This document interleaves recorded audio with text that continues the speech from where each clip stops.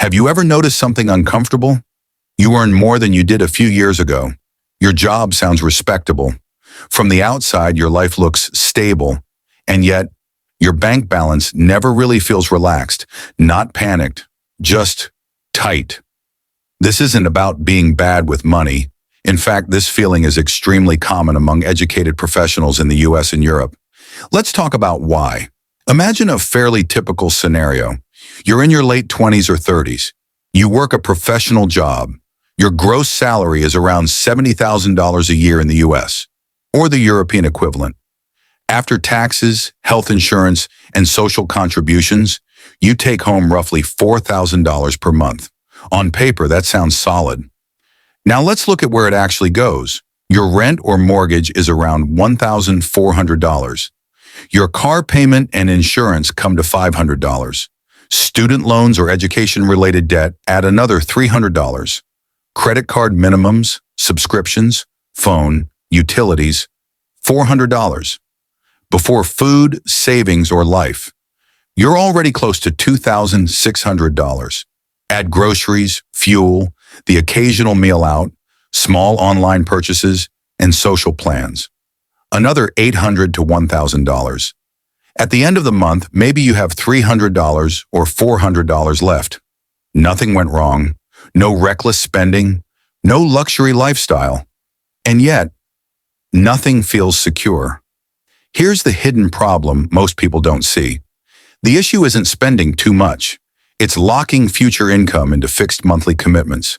Rent, car payments, EMIs, subscriptions, debt. These aren't expenses you choose each month. They're decisions you made once that now decide for you. Modern professional life is built around this structure.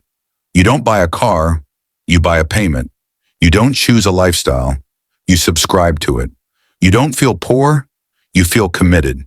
And commitment feels safe until it quietly removes flexibility. Let's look at a simple piece of math. That $500 car payment doesn't just cost $500. Over 5 years, it's $30,000. Add interest, insurance, maintenance. It quietly becomes $40,000 plus. Now imagine instead that your transportation cost was $250.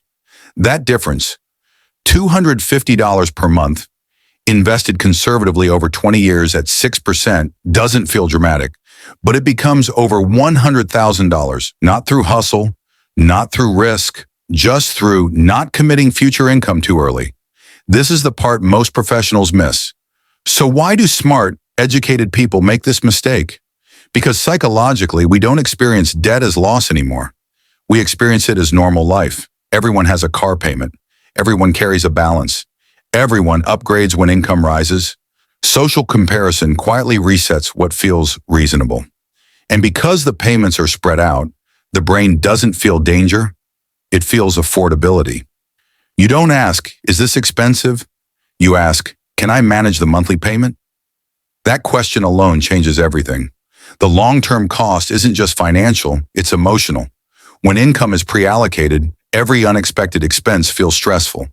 Job dissatisfaction feels heavier because leaving feels risky. Opportunities feel expensive, even when they're valuable. You're not broke. You're financially inflexible. And flexibility is the real form of wealth most people never build.